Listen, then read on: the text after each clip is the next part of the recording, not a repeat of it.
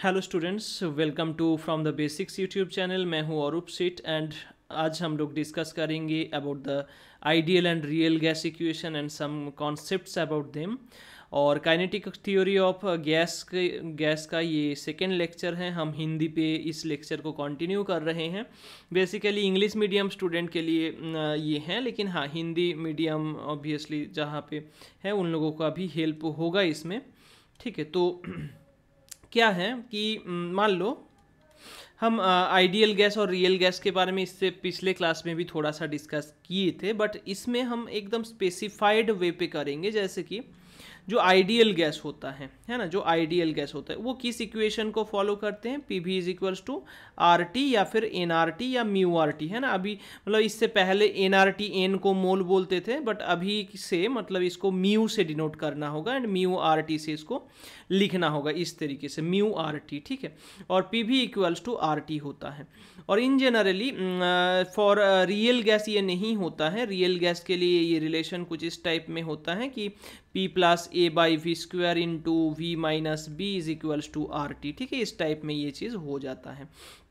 तो ये real gas के लिए है। लेकिन हाँ, रियल गैस जैसे कि ऑक्सीजन, नाइट्रोजन, जो जो जो गैसेस हैं वो भी आइडियल की तरह कुछ कुछ सिचुएशन पे बिहेव करते हैं। ये एक्सपेरिमेंटली देखा गया है।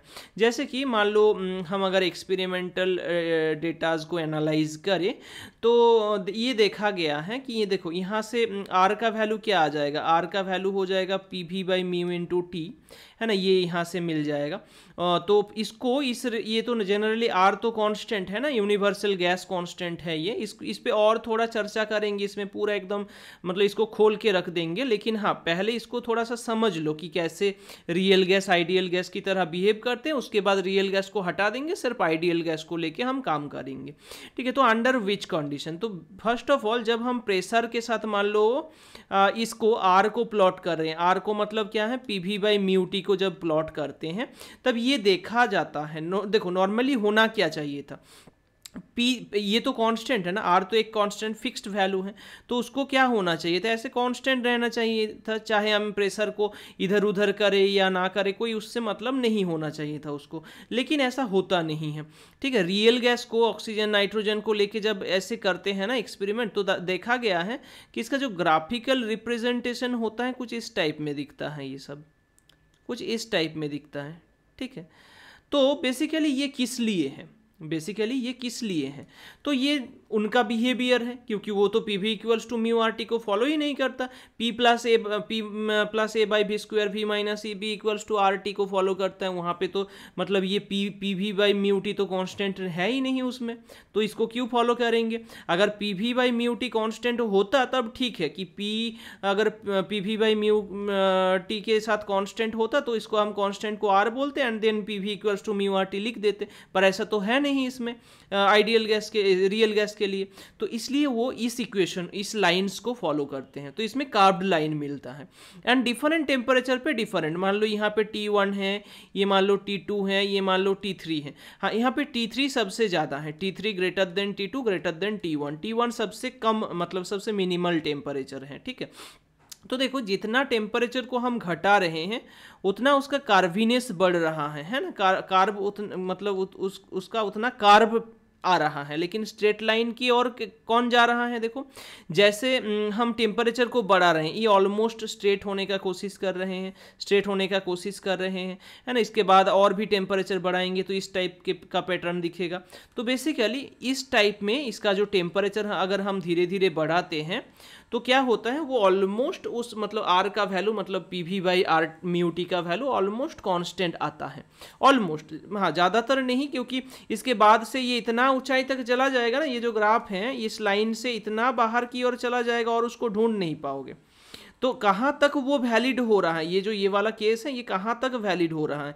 तो एक पर्टिकुलर प्रेशर तक। ठीक है, जिसको लो प्रेशर बोलेंगे, क्योंकि प्रेशर इसमें ज़ीरो है, इसमें प्रेशर क्या है, जीरो है, उससे धीरे धीरे बढ़ के कितना ही वैल्यू बढ़ा है, ज़्यादा कुछ वैल्यू नहीं बढ़ा।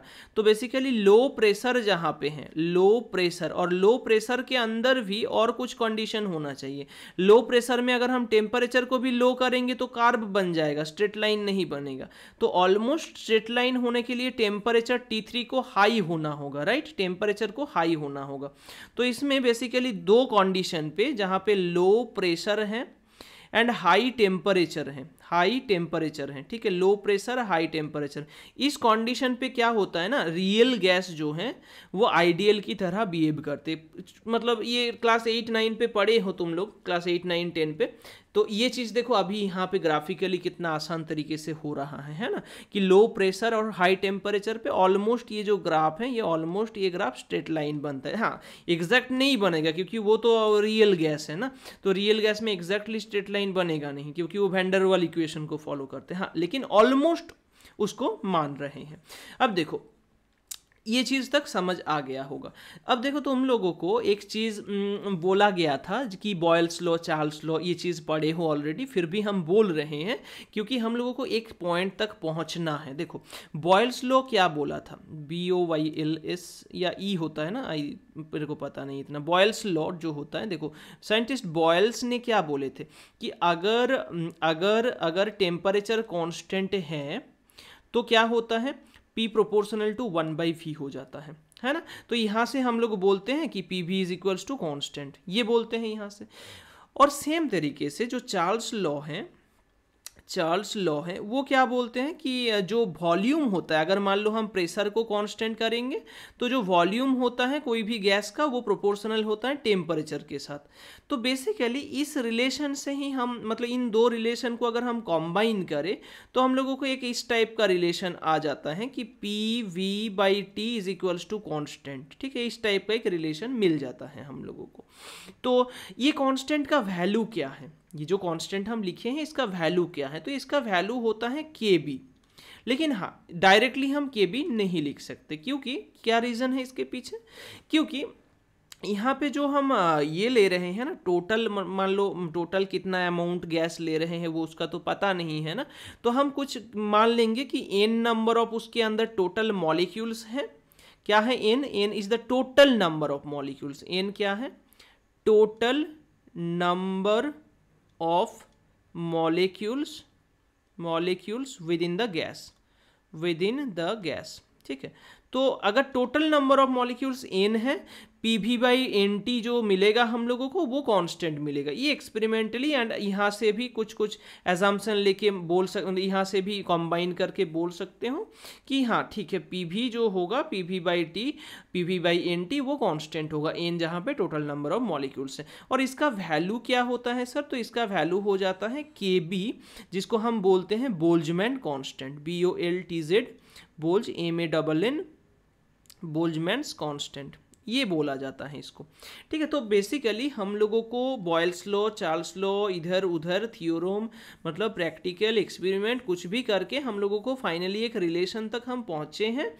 जो रिलेशन क्या है बेसिकली ना, PV/NT is equals to constant जिसका वैल्यू है KB, एंड इस KB को बोलते हैं बोल्ट्जमैन कॉन्स्टेंट, एंड जिसका वैल्यू क्या है 1.23 नहीं 1.38 या 23 कुछ होता है, एक बार देख लेना, 1.38 है मेरे को लग रहा है, इंटू 10⁻20 -23 होता है, ठीक है, 1.38 इंटू 10⁻23 होता है।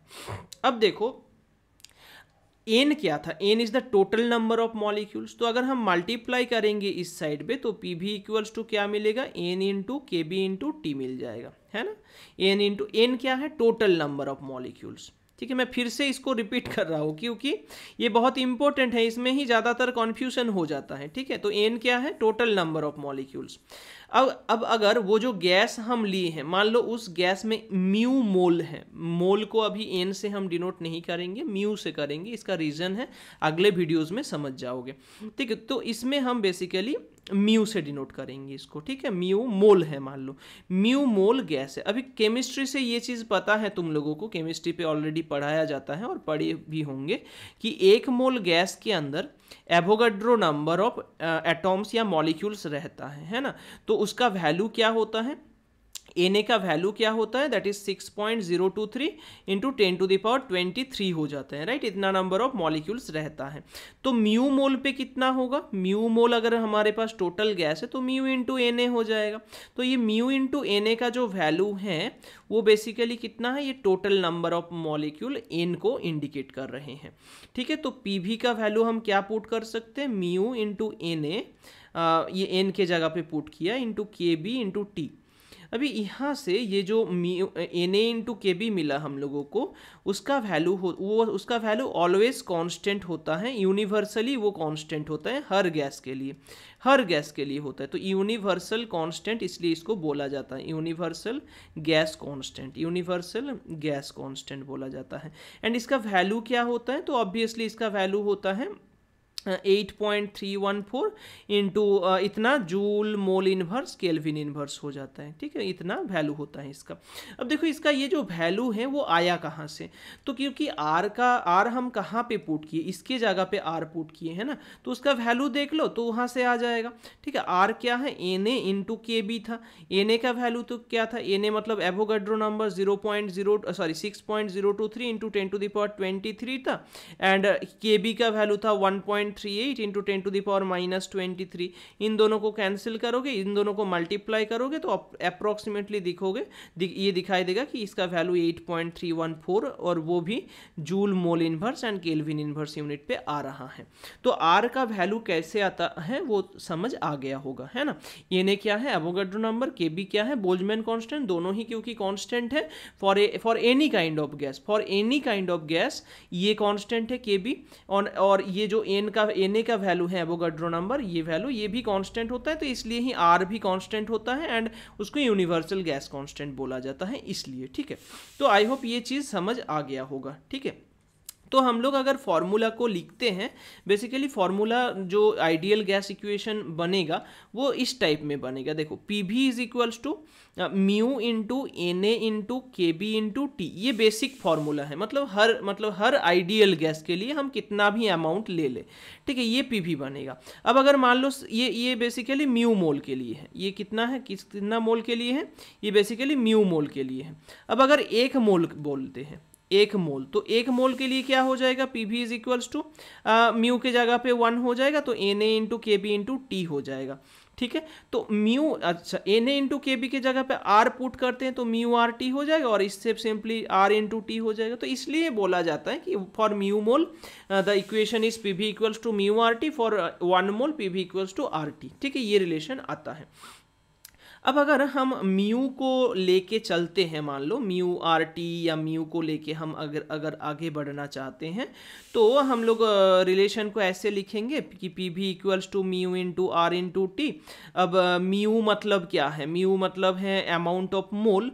अब मान लो एक गैस कंटेनर है, ठीक है, जिस कंटेनर में total M amount of mass है, टोटल मास है एम अमाउंट, ठीक है। मान लो ऑक्सीजन है, इस कंटेनर पे क्या है, O2 है, टोटल मास कितना है, m, ठीक है। तो कितना मोल है वो अगर हम लोगों को पता लगाना है तो कैसे पता लगाएंगे, तो इसका टोटल मास तो पता है, अभी मोलर मास देख लेंगे कि एक मोल O2 पे कितना, O2 का मास कितना है, तो मोलर मास इसका 32 होता है। तो इसको अगर हम m0 से डिनोट करेंगे तो total mass divided by molar mass, ठीक है। म्यू मोल पे मान लो मास है कैपिटल M, तो एक मोल पे मास कितना होगा, कैपिटल M बाई म्यू, वही मोलर मास है, ठीक है। कैपिटल M बाई म्यू, तो मोलर मास क्या आएगा, कैपिटल M बाई म्यू आ जाएगा, तो म्यू का वैल्यू कितना आएगा, M बाई M0 आ जाएगा। तो basically mu M by M0 है। या फिर तुम और एक तरीके से इसको लिख सकते हो, total number of molecules by Avogadro number, है ना, इससे भी लिख सकते हो। क्यों, क्योंकि कैपिटल N का जो वैल्यू था वो हम देखे थे, कैपिटल N का वैल्यू म्यू इंटू Na आ रहा था, राइट। तो इस इंफॉर्मेशंस को मतलब एकदम दिमाग में सेट कर लेना है इस चीज़ को कि n हमारा टोटल नंबर ऑफ मॉलिक्यूल्स है, Na क्या है, एवोगाड्रो नंबर ऑफ मॉलिक्यूल्स है, म्यू क्या है, अमाउंट ऑफ मोल है, स्मॉल n कहीं पे लिखेंगे तो क्या लिखेंगे, नंबर डेंसिटी लिखेंगे, तो ठीक है। तो इस चैप्टर पे मोल को म्यू से डिनोट किया जाएगा एंड नंबर डेंसिटी को स्मॉल n से डिनोट किया जाएगा। तो बेसिकली म्यू का ये एक्सप्रेशन मिला हम लोगों को। अब देखो Pv is equals to mu का वैल्यू हम m बाई M0 भी डाल सकते हैं, इंटू R इंटू टी आ जाएगा। अभी इसमें अगर P इक्वल्स टू मान लो V को इधर मल्टीप्लाई किया M बाई V किया तो इधर RT by am not into वो रह जाएगा, ठीक है। तो M बाई V मतलब क्या है, M मतलब हम जितना ऑक्सीजन लिए थे उसका टोटल मास था, जितना ऑक्सीजन गैस हम, ठीक है ऑक्सीजन को हम अभी मतलब आइडियल मान के समझा रहे हैं चीज़ को। मान लो ऑक्सीजन है, उसका टोटल मास क्या है, M है। टोटल इसका वॉल्यूम क्या था इस कंटेनर का, कैपिटल V था। तो मास बाय वॉल्यूम क्या हो जाएगा, डेंसिटी। तो बेसिकली P का जो वैल्यू होगा वो ρRT बाई एम नॉट भी हम लिख सकते हैं, ठीक है। प्रेशर को हम क्या लिख सकते हैं, ρRT बाई एम नॉट भी हम लिख सकते हैं, ठीक है। तो जहाँ पे रो क्या है, density of the gas, R क्या है यूनिवर्सल गैस कांस्टेंट, टी क्या है टेम्परेचर, एम नॉट क्या है वहाँ पे मोलर मास है एम नॉट, ठीक है। एम नॉट को हम मोलर मास बोलेंगे और एम को टोटल मास बोलेंगे, ठीक है। तो इतना तक आई होप कुछ डाउट नहीं है। अब आ जाते हैं कि पार्शियल प्रेशर जो है उसका एक्सप्रेशन को यहाँ पे हम प्रूव करेंगे, ठीक है। पार्शियल प्रेशर वाला एक्सप्रेशन को यहाँ पे प्रूव करेंगे। प्रेशर बाई, अच्छा पार्शियल प्रेशर ही हेडिंग करते हैं, चलो partial pressure by A gas, okay. तो पार्शियल प्रेशर होता क्या है, देखो हम मान लेते हैं कि एक कंटेनर है, इसको इरेज कर देते हैं यहाँ पे, ठीक है। एक कंटेनर है जिस कंटेनर पे मान लो डिफरेंट अमाउंट का ये है मतलब गैस है, ठीक है। एक कंटेनर में क्या है, डिफरेंट अमाउंट का गैस है। मान लो कि N1 नंबर ऑफ एटॉम्स हैं एक ए गैस का, मान लो N2 नंबर ऑफ एटॉम्स हैं बी गैस का, मान लो N3 नंबर ऑफ एटॉम्स हैं सी गैस का। तो इस तरीके से बहुत सारा गैस मिला के एक कंटेनर पे फिल्ड है और हम N1 N2 N3 को क्या बोल रहे हैं, नंबर ऑफ एटॉम्स बोल रहे हैं। तो टोटल अगर इसमें नंबर ऑफ एटॉम्स हम कैलकुलेट करना चाहते हैं तो obviously that will be sum of all the atoms, है ना। तो N2 N3 सारे एटॉम्स का एडिशन ही हो जाएगा ये। और हम लोगों को एक रिलेशन मिला था कि PV by N into T का वैल्यू कांस्टेंट होता है, जिसको हम बोल्ट्जमैन कांस्टेंट से डिनोट करते हैं। जो यहाँ पे लिखा हुआ था ना एक रिलेशन, देख लेना थोड़ा बैक साइड करके, इस जगह पे ही लिखा हुआ था वो रिलेशन, ठीक है। तो PV बाई NT का वैल्यू कांस्टेंट होता है, ये चीज़ हम लोगों को पता है। तो यहाँ से N का वैल्यू क्या होगा, N का वैल्यू सिंपली आ जाएगा, देखो यहाँ से KB इंटू टी, सॉरी मैं क्रॉस मल्टीप्लाई उल्टा कर रहा हूँ, N ऊपर जाएगा और KB नीचे आ जाएगा ना। तो N ऊपर जाएगा तो क्या होगा, इधर N equals to PV divided by KB into T आ जाएगा, राइट। देख लो एक बार N का वैल्यू कितना आएगा, PV by KB into T. अब जो गैस A है वो जितना प्रेशर दे रहे हैं, बी गैस उतना प्रेशर नहीं दे रहे हैं, सी गैस उतना प्रेशर नहीं दे रहे, अलग अलग प्रेशर दे रहे हैं और मिला के टोटल एक प्रेशर P मिल रहा है, राइट। सेम तरीके से इधर हमारा जो हम अगर इसमें ये करते हैं मतलब इसका वॉल्यूम देखते हैं, टेम्परेचर देखते हैं, तो सारे गैस तो सेम टेम्परेचर पे हैं क्योंकि एक ही जगह पे रखा गया है। सारे गैस का वॉल्यूम भी ही होंगे क्योंकि सारे को एक ही कंटेनर में रखा गया है। तो बेसिकली N के जगह पे जब हम वैल्यू पुट करेंगे, मान लो हम P टोटल प्रेशर बोल रहे हैं, V वॉल्यूम है कंटेनर का, KB इंटू टी पुट किया इज इक्वल्स टू N1 क्या हो जाएगा, मतलब ए गैस के लिए तो प्रेशर अलग होगा, बाकी सारा चीज़ कांस्टेंट है मान रहा हूँ, लेकिन प्रेशर तो अलग होगा ना। तो P1 भी by KB into T, because same temperature same volume पे रखा गया है, KB ऑलरेडी कांस्टेंट। सेम यहाँ पे P2 भी बाई यहाँ पे KB इंटू टी, सेम यहाँ पे P3 भी divided by KB into T, plus dot dot dot dot करते हुए ये चला जाएगा। अभी देखो यहाँ पे कि V बाई KBT जो टर्म है वो कैंसिल आउट हो जाएगा। तो बेसिकली P फाइनली मिल जाएगा P1 plus P2 plus P3 plus dot dot dot dot dot dot करके टोटल। तो पार्शियल प्रेशर क्या है, पार्शियल प्रेशर का डेफिनेशन क्या है कि मान लो ये जो A गैस था ये इसके ऊपर P1 प्रेशर डाल रहा था इस कंटेनर के वॉल के ऊपर, B जो है P2 प्रेशर डाल रहा था, C P3 प्रेशर डाल रहा था। तो इंडिविजुअल गैस जितना जितना प्रेशर कंट्रीब्यूट कर रहा है उसमें, उसका अगर हम सम करें जैसे P1 P2 P3 उसको अगर ऐड करें तो total pressure by the whole gas मिल जाता है, ठीक है। तो पार्ट करके अगर हर एक गैस का ऐड करे प्रेशर को तो टोटल प्रेशर मिलता है। इस कॉन्सेप्ट को ही पार्शियल प्रेशर बोलते हैं कि total pressure inside a container due to a combination of gas is the sum of partial pressures, is the sum of is the sum of pressures given by the individual gas to the system. Individual gas जितना separate pressure डाल रहे हैं उसका साम को ही total pressure बोला जाता है। और इस इंडिविजुअल जो प्रेशर हम लोगों को मिला P1, P2, P3, इसको क्या बोला जाता है, इसको पार्शियल प्रेशर बोला जाता है। ठीक है, आई होप ये कॉन्सेप्ट क्लियर है। तो नेक्स्ट दिन हम लोग पूरा एक मतलब इंटरेस्टिंग चीज़ को पढ़ेंगे। ठीक है, आज के क्लास के लिए इतना ही। जो कुछ भी हुआ थोड़ा सा एक बार रिकैप करवा देते हैं ताकि मतलब जिस्ट कर देते, समरी कर देते हैं तो अच्छे तरीके से समझ जाओगे। देखो PV equals to, first of all एकदम जनरल अगर फॉर्मूला है म्यू मोल के लिए तो mu into KB into Na into T होता है। इसको लिखा जाता है mu into basically mu into Na को N भी बोल सकते हो, तो इसको बहुत टाइप पे लिखा जाता है। म्यू इंटू Na को टोटल नंबर ऑफ मॉलिक्यूल्स भी बोल सकते हो, तो N into KB into T भी बोल सकते हो इसको।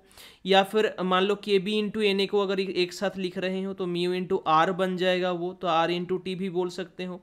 ठीक है, फॉर 1 मोल गैस के लिए इसको ही R इंटू टी बोल सकते हो, क्योंकि म्यू का वैल्यू अगर 1 हो जाए तो R, देखो हर एक चीज़ का वैल्यू क्या है, जैसे कि इसका वैल्यू 8.314 है, KB का वैल्यू है 1.38 इंटू 10⁻⁻23, Na का वैल्यू तो पता है 6.023 इंटू 10⁻23 है। ठीक है, और वॉल्यूम एक मोल कोई भी गैस अगर है कहीं पे, 1 मोल अगर मान लो कहीं पे भी गैस है तो उसका वॉल्यूम कितना होता है, 22.4 लीटर हो जाता है ना, तो इसको याद रखना है।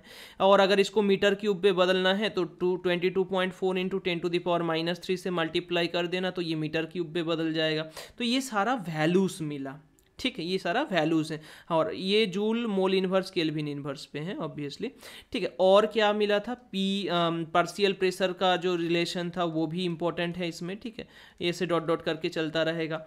P इक्वल्स टू हम लोगों को ρRT/m0 मिला था। m0 क्या था यहाँ पे, m0 was the molar mass. ठीक है, मोलर मास मतलब मोलर मास क्या है कि एक मोल कोई भी गैस का मास को मोलर मास बोलते हैं। ठीक है, एक मोल कोई भी गैस अगर है उसका जो मास मिलेगा उसको मोलर मास बोलते हैं। और म्यू जो था वो बेसिकली N/N A था, और इसको ही हम total mass by molar mass लिख रहे थे। ठीक है, तो म्यू को ऐसे भी हम लिख सकते हैं। तो इतना कुछ हम आज इस क्लास में पढ़े हैं। ठीक है, तो बस अगर कुछ डाउट है तो कमेंट सेक्शन पे कमेंट करना, और अगर पूरा क्लियर है तो वीडियो को लाइक एंड शेयर कर देना। ठीक है, लाइक करना, थोड़ा बहुत कमेंट करते रहना, तो हम मेरे को भी इंस्पिरेशन मिलेगा। नहीं तो बहुत एब्सर्ड लगता है, मैं वीडियो बना रहा हूँ, कोई कुछ कमेंट ही नहीं कर रहा है, कोई रिप्लाई नहीं आ रहा है। ठीक है, तो अगर वीडियो पसंद आ रहा है तो ऑब्वियसली लाइक शेयर करना। अगर इस चैनल पर नया हो तो सब्सक्राइब करके बेल आइकन को प्रेस करना, ताकि नया इन्फॉर्मेटिव एजुकेशन रिलेटेड वीडियो सबसे पहले मिल सके।